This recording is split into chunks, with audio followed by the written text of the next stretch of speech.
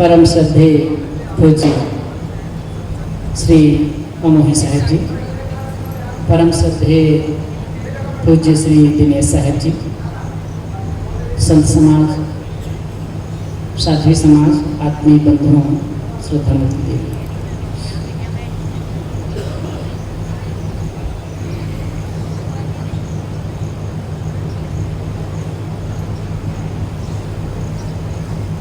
आज का समाज तीन चीजों में गिरफ्त होता जा रहा है। विषय, वहम और व्यसन। विषय, वहम और व्यसन। अब इसी को एक और बढ़ा दें तो फैशन। विषय नाम पदार्थ। 5 विषय की चर्चा सुनते हैं: शब्द, स्पर्श, रूप, रस और गंध। इन 5 विषयों को जानने के लिए हमारे पास 5 साधन: आँख, कान, नाक, जीभ, त्वचा। ये 5 साधन, 5 ज्ञानेंद्रियों के माध्यम से 5 विषयों को हम ग्रहण करते हैं। जब तक जीवन है इन विषयों को ग्रहण करना ही होगा, इन विषयों का व्यवहार करना ही होगा, इससे कोई बच नहीं सकेगा। आंखों से हम देखेंगे, कान से सुनेंगे, जीभ से रस लेंगे, त्वचा से स्पर्श करेंगे, नाक से गंध लेंगे। ये जीवन उपयोगी चीजें हैं, जीवन के लिए आवश्यक। आप सोचिए, यदि रस का ज्ञान न हो, आदमी कुछ भी खा जाए। गंध का ज्ञान न हो तो ऐसे बहुत गलत जगह में जाकर के गंध से भी नुकसान हो सकता है। अगर रूप का ज्ञान न हो, अंधा हो, तो कितनी कठिनाई होगी। तो ये 5 ज्ञानेंद्रिय जो हमें साधन मिला हुआ वो जीवन उपयोगी है, लेकिन जब इसे हम दुरुपयोग करते हैं,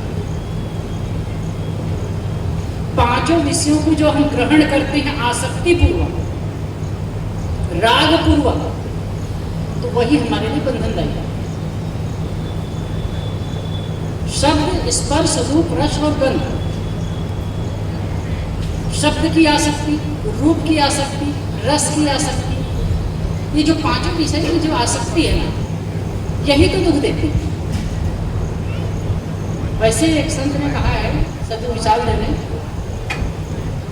विषय सुख दुख देता है, दुख दाता नहीं कोई। विषय जीत संसार में नहीं दुख सपने हो। विषय सुख दुख देता है, विषय सुख दुख देता है, ये अलग कथन है। वास्तव में विषय सुख दुख नहीं देता, विषय की आसक्ति सुख दुख देता है। जो हम सामान्य लोग प्रयोग करते हैं वही तो एक संत और ज्ञानी भी प्रयोग करते हैं।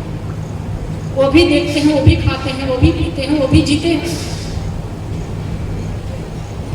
लेकिन उनके लिए बंधनदायी नहीं है, हमारे लिए बंधनदायी होता है। क्योंकि हमारा जो राग पूर्वक ग्रहण, आसक्ति पूर्वक ग्रहण, आदमी को अगर खाने की आसक्ति हो जाए तो कितने लोगों को देखा जाता है डायबिटीज है, मीठा नहीं खाना चाहिए, फिर भी खाते हैं। एक व्यक्ति थे, डायबिटीज उसको हाई लेवल था, करीब 400 के आसपास पहुंचता था, लेकिन लड्डू बना है तो कहीं 4-6 खा जाए। अगर ना देने लगे तो बड़ा गुस्सा है, नाराज हो। आसक्ति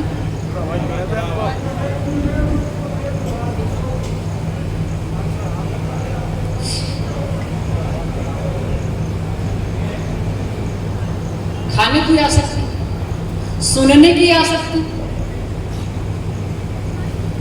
ये नुकसान देख कर भी आदमी उसी में लिप्त होता जाता,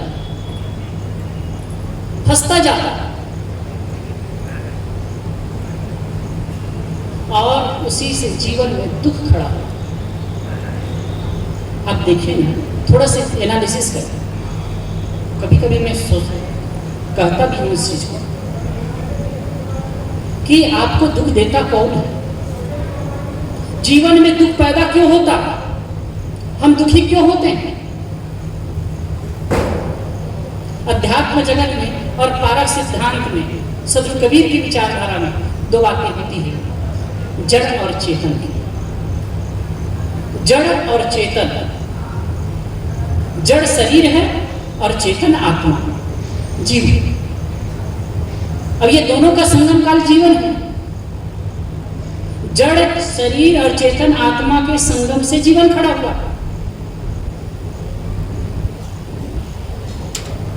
अब बताइए कि जड़ में मिट्टी, पानी, आग, हवा, इन 5 तत्वों से आकाश तत्व नहीं है।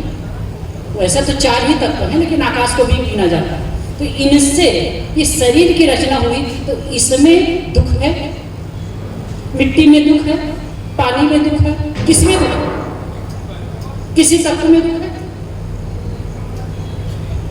और चेतन तो ज्ञान स्वरूप है, सुख स्वरूप। सुख स्वरूप तो वैसे भावनात्मक कह देते हैं, वो सदगुरु काशी साहब ने कहा सुख स्वरूप जीव नहीं जाना। पर सुख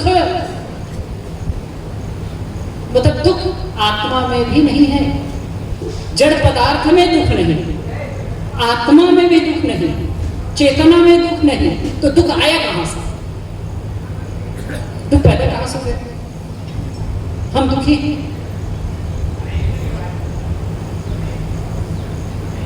क्यों दुखी? सब आदमी अपने आप को, मन को टटोले। बहुत ज्यादा शास्त्र पढ़ने की भी आवश्यकता नहीं। मैंने एक दिन कहा ना, जीवन शास्त्र है, उसको पढ़िए। यदि हम दुखी हैं तो क्यों दुखी हैं? यदि हम अशांत हैं तो क्यों अशांत हैं? यदि हम पीड़ित हैं तो क्यों पीड़ित हैं? क्या आप दूसरे के कारण पीड़ित हैं? पड़ोसी के कारण दुखी हैं? बेटे के कारण पीड़ित हैं? पत्नी के कारण पीड़ित हैं? किसके कारण दुखी हैं? किसके कारण दुखी हो रहे हैं? कोई व्यक्ति नहीं है जो दुख देता। आज कुछ बहनें मेरे पास बैठी थी, तो चर्चा हो रही थी। तो पहले मैंने प्रश्न पूछा, फिर बाद में वो लोग पूछने लगे।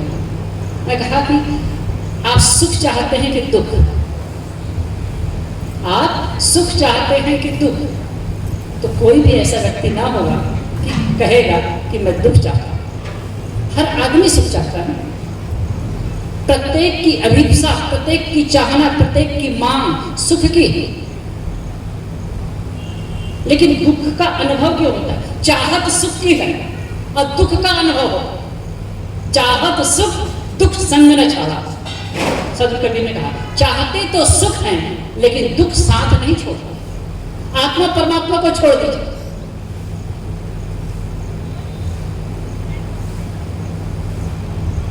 हम दुखी होते हैं क्यों? चाहत सुख की है, आकांक्षा सुख की है, अभिप्सा सुख की है, और दुख मिलता। मनोविज्ञान क्या कहते हैं? जो चाहते हो वह नहीं मिलता है तुम्हें जो चाहते हो वह नहीं मिलता है, बल्कि जिसके योग्य तुम होते हो वह तुम्हें मिलता है।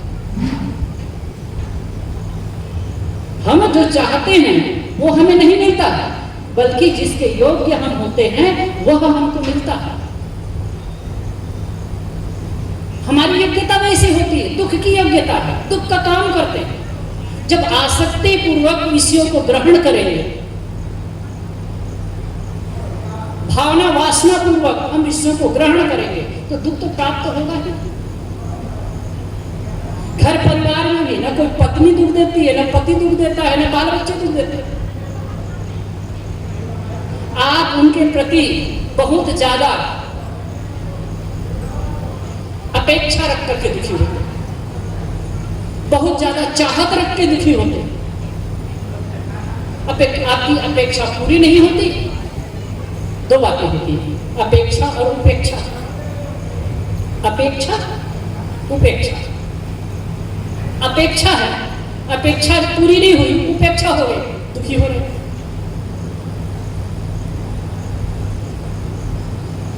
हम सब कुछ सोचना चाहते हैं। अब इसकी दवा किसी दूसरे के पास कुछ दूसरा कोई समझा सकता, आपको एनालिसिस खुद करना पड़ेगा, सोचना खुद को। तो विषय नाम पदार्थ ये भी दुख रूप नहीं है। शब्द स्पर्श रूप रस गंध ये दुख रूप नहीं है। 5 विषय दुख रूप नहीं है। 5 पदार्थ दुख रूप नहीं है ना। आपका अस्तित्व, आपकी चेतना दुख रूप। दुख है आसक्ति से।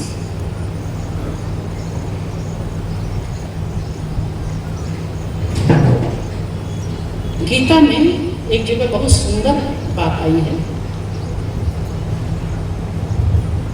युक्ताहार विहारस युक्त चेष्टस कर्मसु युक्त स्वप्नावबोधो योगो भवति दुःखः। बहुत ही व्यवहारिक चित्रण है।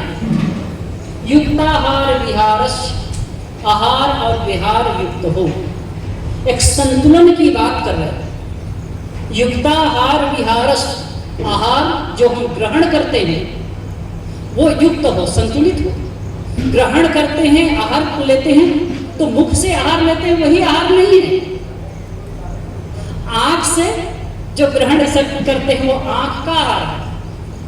कान से जो ग्रहण करते हैं वो कान का आहार है। त्वचा से जो ग्रहण करते हैं वो त्वचा का आहार है। नाक से जो ग्रहण करते हैं वो नाक का आहार है। गीताकार क्या कहते हैं? युक्ताहार, युक्ताहार विहारस, तो जो आहार है वो संतुलित है। विहार चलना फिरना घूमना यह भी संतुलित है। युक्त चेष्टस कर्मसु, बड़ी गहरी बात करते हैं। युक्त चेष्टस, चेष्टा इच्छा यह भी संतुलित है।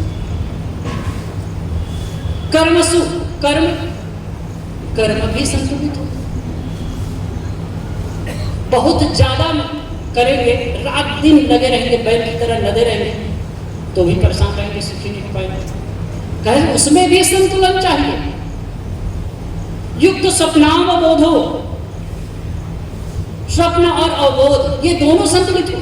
सोना जागना दोनों संतुलित हो। योगो भवति दुःखा, यह योग दुख का नाशक है। कहते हैं जीवन में संतुलन यही दुख का नाशक है। तो हम कहीं भी अतिक्रमण करेंगे, ये प्रकृति में, ये भगवान के पास, प्रकृति भगवान, इसके पास क्षमा नाम की वस्तु नहीं। जो जैसा करेगा वैसा करेगा। तो जीवन में संतुलन चाहिए। विषय की आसक्ति, विषय की प्रबलता, विषयों के प्रति अत्यधिक लगाव यह दुख पैदा है। यदि आप घर परिवार में बाल बच्चों के प्रति बहुत ज्यादा मोह है। एक मैं घटना बता रहा था, उसको पुनः कह दो, बड़ा मार्मिक है, छत्तीसगढ़ की बात। एक जगह 10 दिन का कार्यक्रम हुआ, साहिब जाती है तो उनको पता है छत्तीसगढ़ में अलग अलग जगह पितृ पक्ष में 10-10 दिन का, 5 दिन का ऐसे कार्यक्रम होता है। एक जगह लगातार 2 बार मेरा कार्यक्रम था, 10-10 दिन का, तो 10 दिन का कार्यक्रम था। एक जगह हाल था, वहाँ कार्यक्रम होता था और अलग अलग जगह भोजन के लिए बुलाते थे।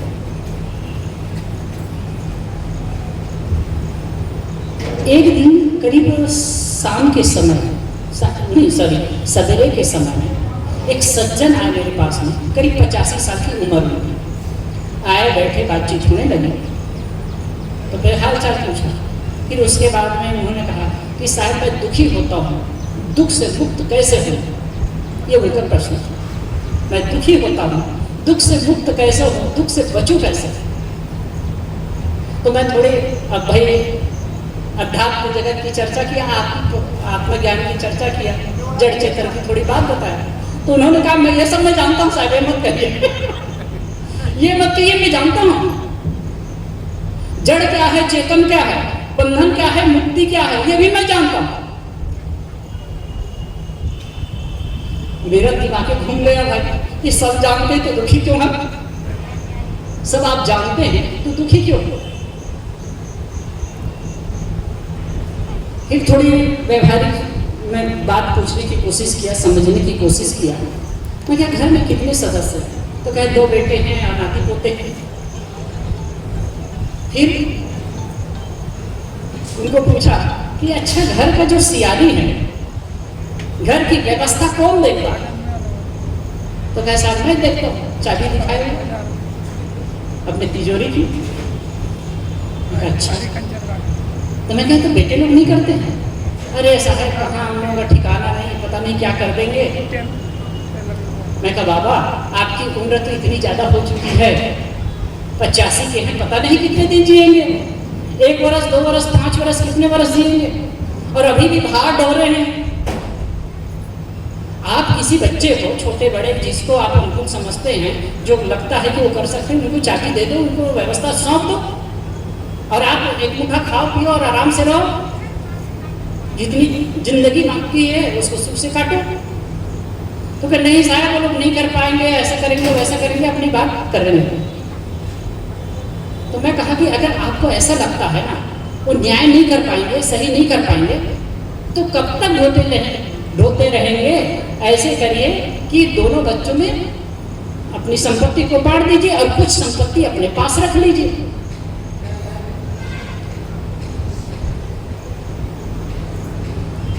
अब चर्चा हुई, उनको बताया, फिर उस समय तक एकदम शांति से सुने।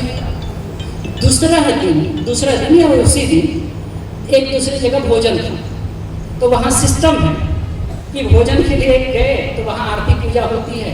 आरती पूजा हुई है, भोजन के लिए मुझे कमरे में ले गए, तो कमरे में मैं जाकर के बैठा। इसी बीच में वो बाबा आ गए और कहे कि ये कैसा साधु है, साधु तो जोड़ने की बात करती है तो घर तोड़ने की बात करता है। ये घर तोड़ने की बात करता है। कहते हैं बच्चों में बंटवारा कर दो।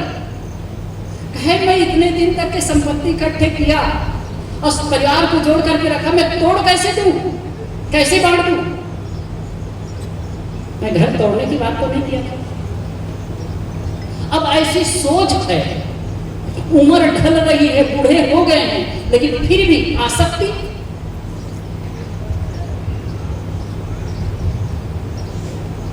प्रकृति संकेत देती है, इस संकेत को भी समझना चाहिए।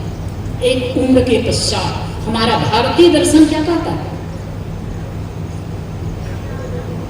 जो जीवन को 100 वर्ष का मानकर जो वैज्ञानिकता पूर्ण विभाग किया गया, बहुत ही महत्वपूर्ण है। 25 वर्ष तक ब्रह्मचर्य, 25 से 50 वर्ष तक गृहस्थी और 50 से 75 तक वानप्रस्थ, उसके बाद संन्यास। मैं कभी कभी इस चीज को सोचता हूँ कि 25 वर्ष तक, आजकल तो अभी बच्चों की शादी थोड़ी ज़्यादा उम्र में होती है, पहले भी होती थी, तो 25 वर्ष तक बच्चे विद्याध्ययन करें, पढ़े लिखें, शारीरिक रूप से मजबूत हों, मानसिक रूप से मजबूत हों, आर्थिक रूप से मजबूत हों, तब विवाह करें। जब एक दायित्व निर्वहन करने की क्षमता आ जाए तब विवाह करें।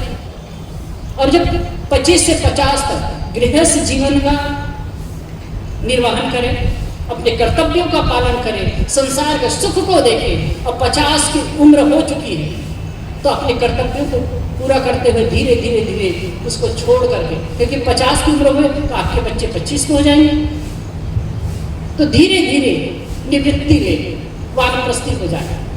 वानप्रस्थी मतलब ये नहीं वन के जंगल के में चले जाए। वानप्रस्थी का मैं अपने ढंग से अर्थ करता हूँ। वानप्रस्थ, वन में जंगल, वन मतलब जंगल, जंगल में वृक्ष होते हैं, वृक्ष फलते हैं अपने लिए नहीं दूसरों के लिए। ठीक ऐसे ही मनुष्य को 50 के बाद ऐसे जीवन जीना चाहिए कि वो अपने स्वार्थी भाव से न रहे, परार्थी हो जाए। अब ये क्यों चाहिए? क्योंकि शरीर के प्रति ममत्व है, एक परिवार कुटुंब के प्रति जो ममत्व है वो टूटे, उससे आप ऊपर उड़ सके। इसलिए प्रार्थ भावना लेकर के समाज का काम करें, कुछ उत्थान का काम करें, अपने ही न सोचे, समाज के बारे में, व्यापकता के बारे में सोचे। अब उसके बाद में जब 75 के हो जाए तो फिर सन्यासी हो जाए। बिल्कुल जो कुछ है जीवन निर्वाह भर कर ले और अपने आप को ऊपर रखे। मतलब इसी जीवन में व्यवहारिक जीवन जीते हुए, संसार का जीवन जीते हुए भी अपने आप को ऊपर उठाया। लेकिन ताज्जुब होता है, उम्र बड़ी हो चुकी है, बूढ़े हो रहे हैं, 70, 75, 80 के हो गए हैं, फिर भी मोह। पहले अपने बाल बच्चों के लिए सोचे, अब बच्चे के बच्चों के लिए भी सोच रहे हैं। तो यही तो दुख खड़ा करता है। मैंने कहा विषय की आदतें, विषय की आसक्ति आपको दुख देती है। मोह, घर परिवार के प्रति मोह, बच्चों को देखो, ये कर लो, वो कर लो,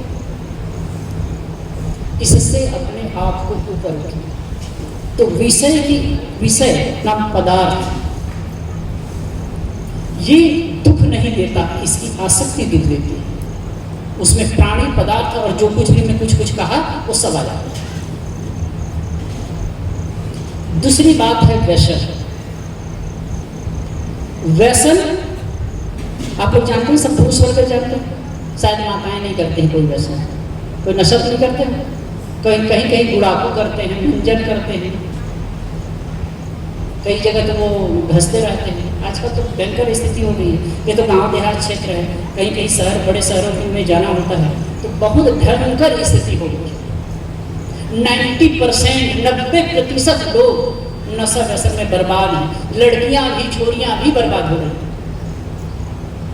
ये बहुत दुर्भाग्यपूर्ण है। आज तक तो मैं ये समझ नहीं पाया, मैं भी पुरुष घट से हूँ, लेकिन आज तक मैं ये नहीं समझ पाया कि पुरुष लोग व्यसन क्यों करते हैं। स्त्रियों को उसकी आवश्यकता नहीं है। स्त्रियां व्यसन नहीं करती, आपसे ज्यादा मेहनत करती, ज्यादा उलझन में रहती, ज्यादा तकलीफ होती है, तकलीफ में रहती, फिर भी वे व्यसन नहीं करती हैं। आप क्यों करते हैं? अब इसका भयंकर दुष्परिणाम आ रहा है। देखिए समाज में जितने क्रिमिनल केस आ रहे हैं ना, वो किसी न किसी प्रकार नशा व्यसन करने वालों से के द्वारा ही हो रहा है। गाड़ी चलाते हैं, बेफाम चलाते हैं। आप आए दिन आप समाचार सुनते होंगे, कितने रगड़ जाते हैं, कितने एक्सीडेंट हो जाते हैं, कितने छोटे छोटे बच्चों के साथ दुष्कर्म होता है। ये क्या सहज मन वाले करते हैं? इनकी मानसिकता खराब और नशेड़ी किसी न किसी प्रकार के नशा से ग्रस्त लोग। और इसी में कहूं आजकल एक जबरदस्त नशा ये भी है, मोबाइल सबके पास है। इसमें अच्छी चीजें भी है, बुरी चीजें भी है। आप क्या देखना चाहते हैं? जैसे कि दिमाग के हिसाब से ही बना है। आप जैसे जिन चीजों को सोचते हैं, एक दिन हमारे साथ बहुत बढ़िया बात कर रहे थे, हम जिन चीजों, विषय हट करके जिन चीजों पर हम ज्यादा सोचते हैं, जिन चीजों पर हम फोकस करते हैं, वो चीज ज्यादा बढ़ती जाती है। ध्यान दीजिए, जिन चीजों पर आप ज्यादा ध्यान देते हैं वो बढ़ती जाती है। अच्छी सोच पर ध्यान देंगे तो अच्छी सोच बढ़ती जाएगी, बुरी सोच पर ध्यान देंगे तो बुरी सोच बढ़ती जाएगी। ध्यान देने की बात है, आप क्या ध्यान दे रहे हैं ये आप पर निर्भर। तो जैसे कि मोबाइल है, मोबाइल में आप जैसे यूट्यूब वगैरह खोले, इंस्टाग्राम वगैरह खोले, या कोई भी चीज़, अब तो बूढ़े लोग हैं कम समझेंगे, जो नए जनरेशन तो अच्छी तरह समझता है। तो इसको जो चीज़ आप देखना चाहोगे एक बार क्लिक करो, ये भी आपके माइंड को पढ़ता है। एक बार जिस चीज को आप क्लिक करो वही चीज बार बार आने लगेगा। मान लीजिए राजनीतिक चर्चा आप सुनना चाहते हैं तो वही देगा, स्वास्थ्य संबंधी बातें सुनना चाहते हैं तो वही देगा, वही चीज दिखाएगा। अध्यात्म के संबंध में जानना चाहते हैं वही दिखाएगा। एक बार किसी महापुरुष के बारे में जानना शुरू कर दिए, फिर वही बार बार आता रहेगा। तो आप किस चीज पर ध्यान दे रहे हैं? ठीक इसी प्रकार से जीवन में जिन चीजों पर आप ध्यान देते हैं वही चीज बढ़ने लगती है।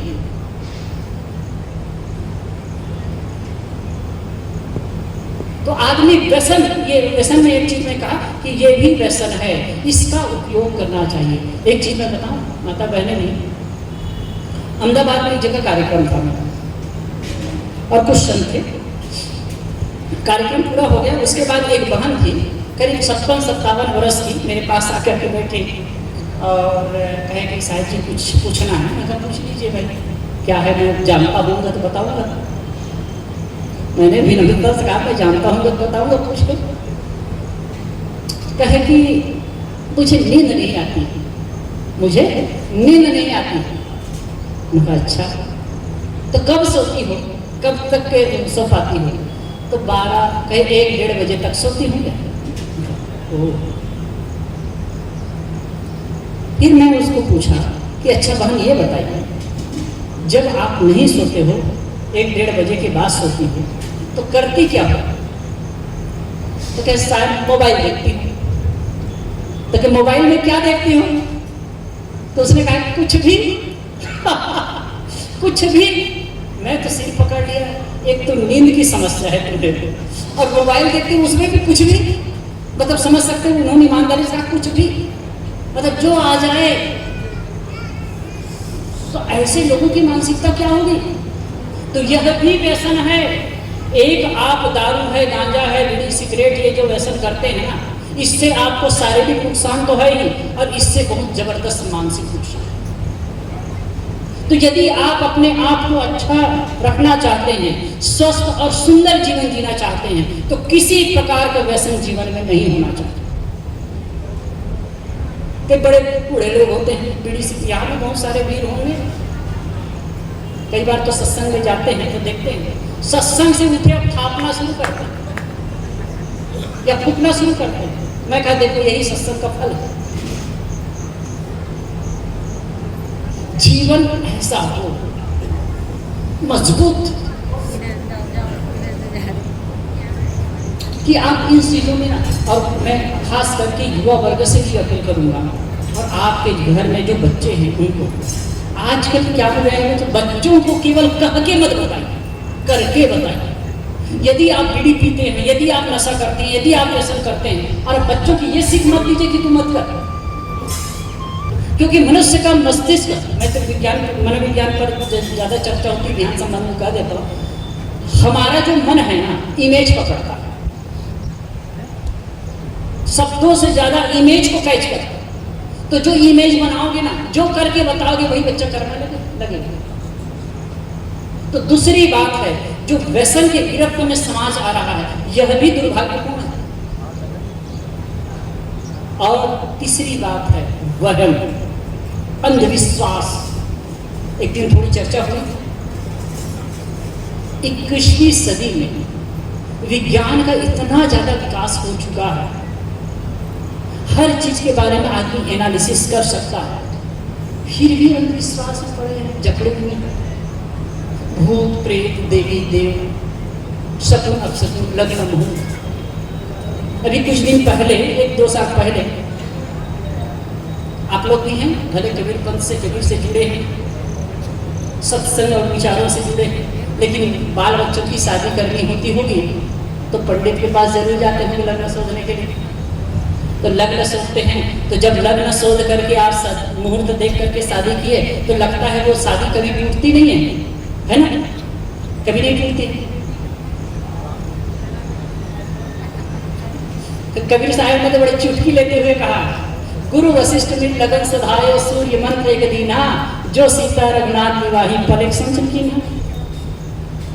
इसका भंडा फोड़ है।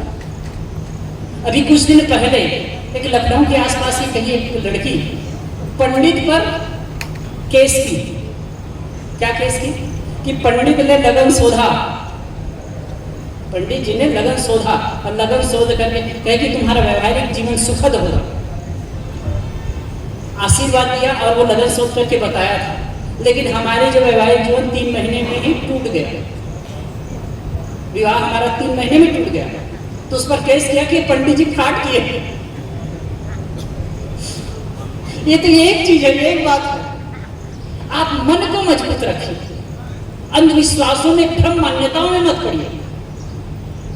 ठोस विचार, ठोस जीवन अंधविश्वास में पढ़कर, भ्रम में पढ़कर अपने आप को कैसे खोते हैं। हमारे संत महात्मा हमेशा बताते रहते हैं इस चीज को, और कम से कम पारखी संत गुरुजन तो लगभग इस चीज को कहते ही हैं। उनका एक टॉपिक ही होता है। एक छोटी सी कहानी कह के मैं विराम लूं, कैसे हम लोग फंसे हैं, उलझे हैं।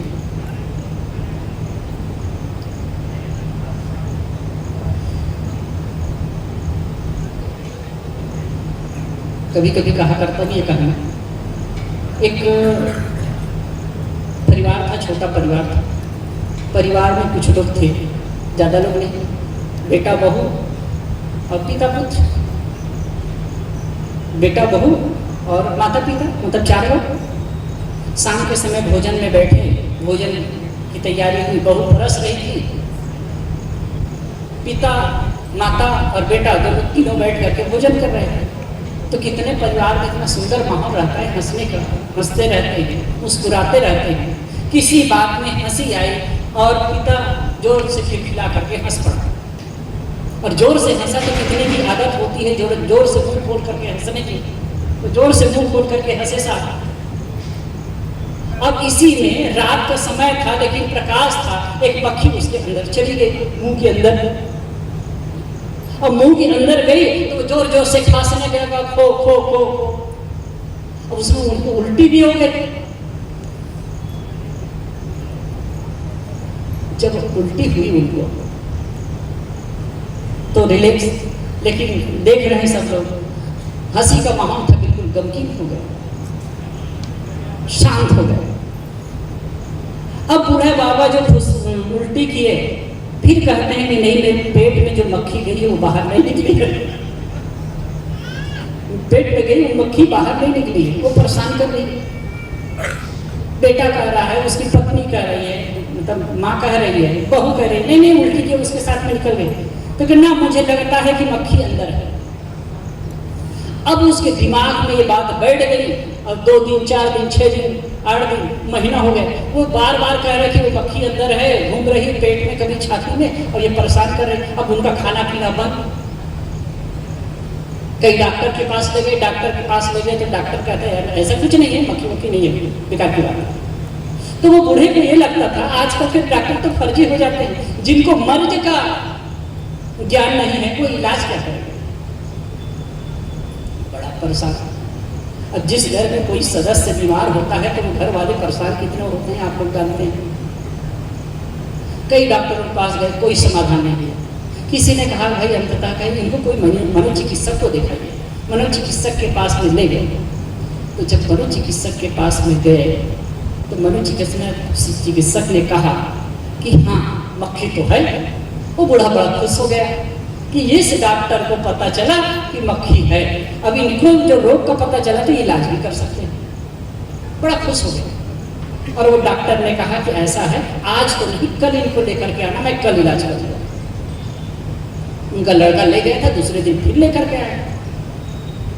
फिर उनको इतना कॉन्फिडेंस दिया, इतना विश्वास दिया, पलंग पर लेटा दिया, ऊंचे तखत पर लेटा दिया और कहा कि देखो बाबा मैं इलाज कर रहा हूँ और मैं दावा करता हूँ कि जो मक्खी तुम्हारे अंदर गई है ना वो निकल जाएगी। बूढ़े को विश्वास हो गया, बाबा को विश्वास हो गया।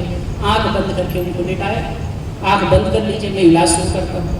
पहले कहे कि भाई कहाँ है मक्खी, तो कहे पेट में घूम रही है। तो कहता था वो, कभी पेट में घूम रही है, कभी छाती पे, कभी कहीं पर कहीं पर। तो कहे कि देखो नाभि के पास में नीचे हाथ रखा और दबाया, ये देखो बाबा जी मैं नीचे से दबा रहा हूँ ना, मक्खी ऊपर ही जाएगी, और बताते रहिए कि कहाँ आ रही है। तो धीरे धीरे धीरे दबाते दबाते दबाते एक मक्खी कहाँ आ रही है, मक्खी कहाँ है, कहाँ है। एक मनोविज्ञान तो कहीं मक्खी थोड़ी ऊपर आ गई है, कभी बाएं तरफ, कहीं दाहिने तरफ, ऐसे ऐसे करते हुए। तो कहीं गले के पास जब कहीं गले के पास आ रही है तो कहीं जोर से खांसो, और जोर से खांसा तो वो पहले से शीशी में मक्खी पकड़ करके रखे थे, उसी को रखे तो लो लो लो लो लो आँख खोलो, मक्खी पकड़ा गई। और आँख खोल करके देखते तो सचमुच में शीशी में मक्खी घूम रही है। और वो बाबा इतना रिलैक्स हुआ कि क्या पूछे, कि देखो बाबा यही मक्खी। कि सही डॉक्टर साहब ये कितना परेशान कर रही थी, कितने डॉक्टरों के पास में गए तो डॉक्टर तो कहते थे कि ऐसे मक्खी वक्खी कुछ है नहीं, और यही मक्खी मेरे अंदर घुसी थी, अब ये परेशान कर रही थी, मुझे जीने नहीं दे रही थी, एकदम रिलैक्स। अब ये बात को उसका लड़का एक किनारे खड़ा होकर के देख रहा था कि ऐसे मक्खी वक्खी तो घुसी नहीं है, केवल एक नाटक कर रहे हैं डॉक्टर साहब। फिर साइड में ले जाकर उस बच्चे को कहते हैं कि देखो बेटा, इसके अंदर मक्खी गई नहीं थी और न निकली है, लेकिन ये बात उनको पता नहीं चलनी चाहिए, अगर पुनः मक्खी घुस गई ना तो निकलना मुश्किल है। ठीक ऐसे ही ये समाज रूपी शरीर में ना मान्यताओं की मक्खी घुस गई है। अनेक प्रकार की मान्यता है, भूत प्रेत की, देवी देवता की, शकुन अपशकुन की, लग्न मुहूर्त की, टोना टोटका की। अब ये मान्यता इस शरीर, समाज रूपी शरीर को परेशान कर, समाज परेशान है कुछ भी नहीं, बकवास की बात है। लेकिन ऐसे भूआ सोखा है, ऐसे बाबा लोग हैं, उसको हवा दे रहे हैं, अब उसी में समाज को उलझ रहा है। भले ज्ञान की चर्चा, जड़ चेतन की चर्चा, पारक ज्ञान की चर्चा सुनते हैं, और ऐसी मान्यता वाले आ गए उधर भी आप ढल जाएंगे। ठोस विचार रखो, मन पक्का, अपने जीवन को अच्छा करता है। तो मैंने कुछ बातों पर अपनी बात रखी। विषय की आसक्ति, विषय, व्यसन और वह। और एक बात फैशन कह रहा था, फैशन वाले कुछ है नहीं, इसलिए फैशन में दुखद है, फैशन में पढ़ करके समाज अपना पतन करता है। तो इन 4 बातों पर ध्यान देना चाहिए और अपने आप को ऊपर उठाना चाहिए। आप लोगों ने मेरी बातों को ध्यान से सुना, आप सबको बहुत बहुत धन्यवाद, शुभकामना, साहेब। बोलिए सद्गुरुदेव की जय। अभी हमारे बीच में श्रोता आश्रम से बता रहे हैं विवेक साहब के मुकाबले से 4 बातों के ऊपर उन्होंने बहुत ही विस्तार से और अच्छे से समझाया था। आप सभी इन बातों को अपने जीवन में ध्यान करें। और अब समय बहुत कम है, इसलिए हम सीधे मानव सेवा संस्थान जो सुतली आश्रम साधु आश्रम है, वहाँ से पधारे ज्योति साहब को निवेदन है कि आप भी अपने मुकाबले से एक भजन प्रस्तुत करने की कृपा करें। बोलिए सद्गुरुदेव की जय। उसके बाद में हम अमोई साहब की ओर चलेंगे जो बुरहानपुर से हमारे बीच में पधारे हैं।